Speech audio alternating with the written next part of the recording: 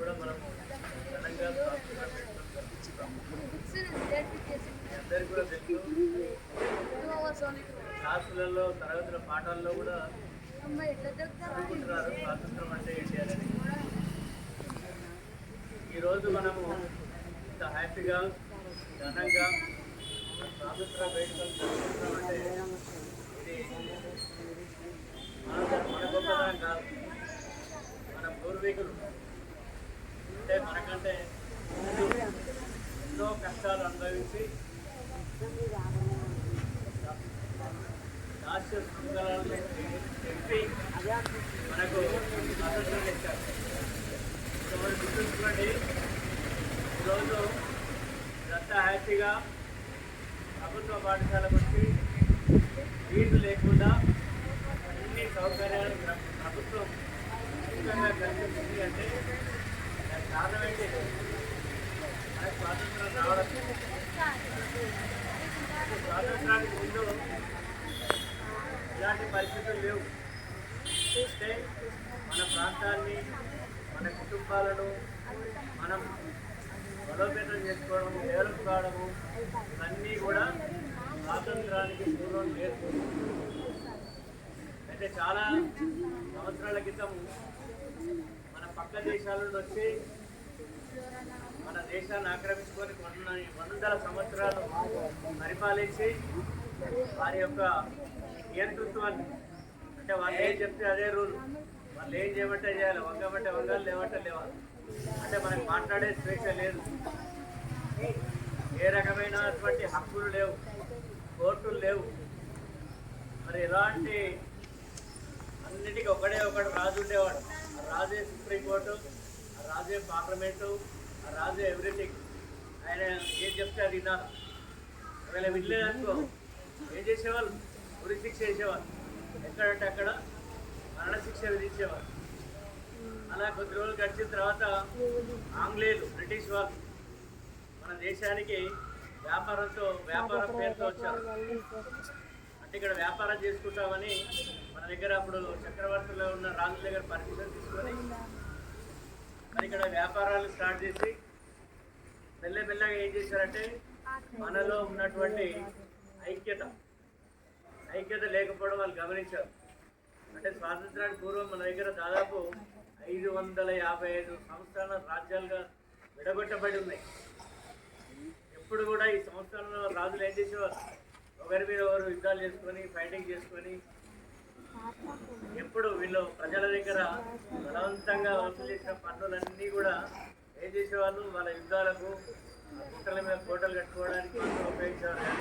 మరి ఇట్లా government schools కడదాము, లేదా హాస్పిటల్స్ కడదాము, లేదా రోడ్లు వేద్దాము, వ్యవసాయానికి సపోర్ట్ చేద్దాం, ఇలాంటివి ఏవి కూడా లేని రోజులు.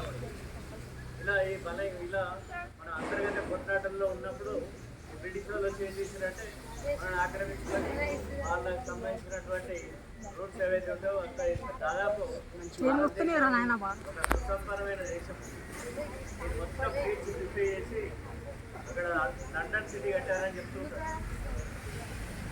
ఇంగ్లాండ్ రాజధాని లండన్ సిటీ అంతా భారతదేశం నుంచి పొందబడినటువంటి తప్పతోటే పెద్ద సిటీ తయారు చేశారని చెప్పి ఇప్పటికీ ప్రపంచంలో అతిపెద్ద నగరం ఏంటంటే లండన్ సిటీ.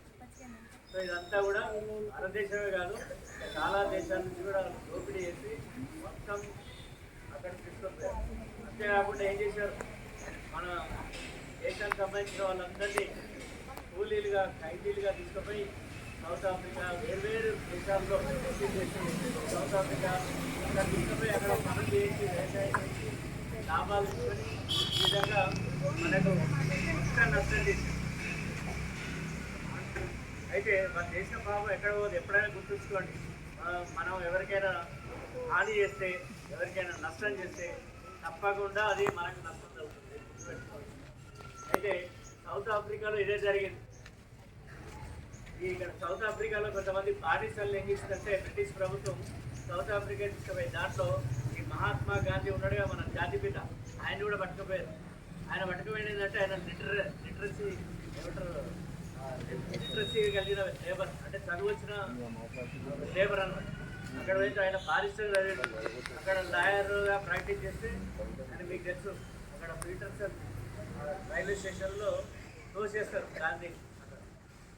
దాని గురించి మీకు సోషల్లో వివరంగా ఉంటుంది.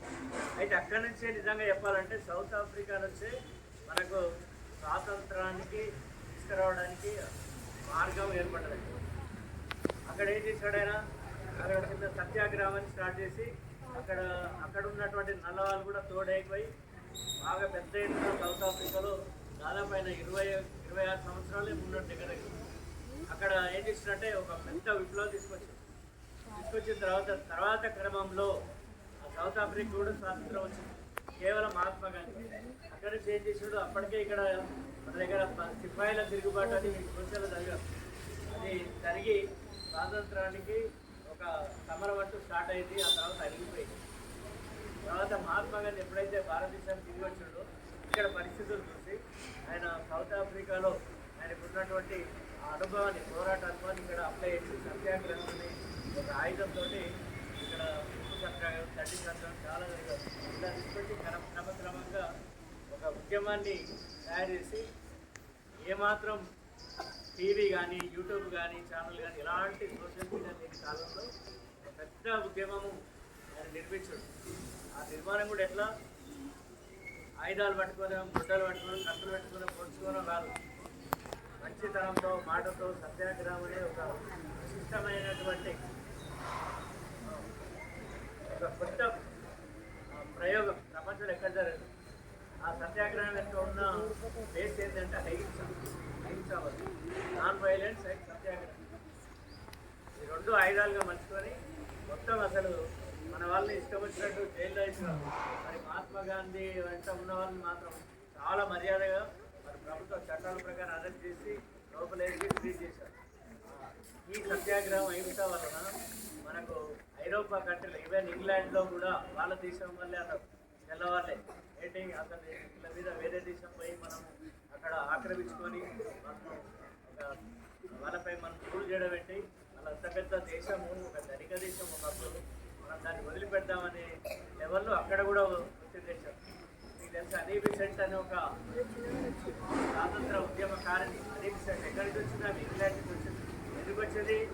భారతదేశంలో నిజమైనటువంటి పోరాటము స్వాతంత్ర పోరాటం ఉంది, దాన్ని మద్దతు తెలుసుకొని అనీ బిసెంట్ ఇండియాకి వచ్చి మహాత్మా గాంధీ శిష్యురాలై ఆమె కూడా ఎంతో సపోర్ట్ చేసింది. సో ఈ రకంగా మరి ఆ తర్వాత నేతాజీ అంటే ఇందులో కూడా చూడాలి. ఈయన స్టార్ట్ చేస్తే ఒక మహాత్మా గాంధీ తీసుకురానే కాదు, దాని వెనకాల నేతాజీ కూడా ఉన్నాడు, సుభాష్ చంద్రబోస్. ఆయన ఏం చేసినట్టు ఆయన వేరే సిద్ధాంతాన్ని నమ్మి ఏం చేశాడు? ఆయన ఆజాద్ హిందూ ఫోర్స్ అని ఒక ఆర్మీని సొంతంగా తయారు చేసుకున్నాడు. ఆర్మీ తయారు చేసుకుంటే మామూలు విషయం కాదు, వాళ్ళకు ఆయుధాలు కావాలి, డ్రెస్ కావాలి, ఇవన్నీ కూడా జపాన్ వెళ్ళి అక్కడ ప్రజల సహకారంలో ఆజాద్ హిందూ ఫోర్స్ ఏర్పరచుకొని ఆయన కూడా ఒత్తిడి తెచ్చాడు. అంటే ఒక రకంగా చెప్పాలంటే ఇటు మహాత్మా గాంధీ సత్యాగ్రహము, తర్వాత ఆజాద్ హిందూ ఫోర్స్, నేతాజీ గారి పోరాటం, ఈ రెండు కలిసి అసలు ఈ బ్రిటిష్ వాళ్ళు ఒక డిఫెన్స్లో పడిపోయారు. అప్పుడే ప్రపంచ యుద్ధాలు వచ్చినాయి. ఆ ప్రపంచ యుద్ధంలో భారతదేశం సపోర్ట్ కూడా తీసుకోవాల్సిన పరిస్థితి ఏర్పడ్డది. ఇక్కడ స్వాతంత్ర ఉద్యమం నడుస్తుంది. మరి అక్కడ ప్రపంచ యుద్ధం భారతీయ సహకారం కావాలంటే ఆ బ్రిటిష్ వాళ్ళు ఏం చేశారంటే ఒక రకంగా సరెండర్ అయిపోయి ఏం చేశారు? స్వాతంత్రం ఇద్దామనే దిశకు వచ్చేసి నిర్ణయానికి వచ్చి ఆ రకంగా అంటే వీళ్ళంతా జరుపుకుంటారు. అయితే ఈరోజు మనం అమరవీరులను ఆ దేశం త్యాగాన్ని గుర్తుంచుకోవాలి కాబట్టి ఒకసారి స్మరణ చేసుకోవడం. ఈ రకంగా ఎంతో కష్టపడి తెచ్చుకున్న స్వాతంత్రాన్ని మనం సస్టైన్ చేయాల్సిన అవసరం ఉంది. ఇప్పటికీ 72 సంవత్సరాలు అయింది. ఇంకా మనం చాలా సాధించాల్సి ఉంది. ముఖ్యంగా మనము మరి స్వాతంత్ర ఫలాలు అనుభవించాలి అంటే ముఖ్యంగా చదువే మార్గం. చదువు తప్ప వేరే మార్గం లేదు. మా నాన్నగారు సంపాదించారు, తాత సంపాదించారు, లేదా నేను ఇంకేదో సంపాదించాలంటే కుదరదు. కేవలము విద్య అనేది ఒకటే మార్గము. మనం బాగుపడాలంటే, మన బతుకులు బాగుపడాలన్నా, ప్రభుత్వాన్ని అవసరమైతే తప్పులు చేస్తే మనం క్వశ్చన్ వేయాలన్నా కూడా మనం చదువు ఉండాలి, పరిజ్ఞానం ఉండాలి. కాబట్టి ఇప్పుడు పాఠశాల అనేది ఎలా చెప్పాలంటే ఈ ప్రపంచ జ్ఞానానికి ఒక వేదిక లాంటి.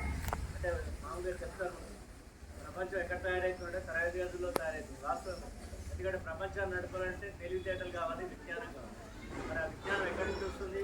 తరగతి గదుల్లోనే నిర్మాణం జరుగుతుంది.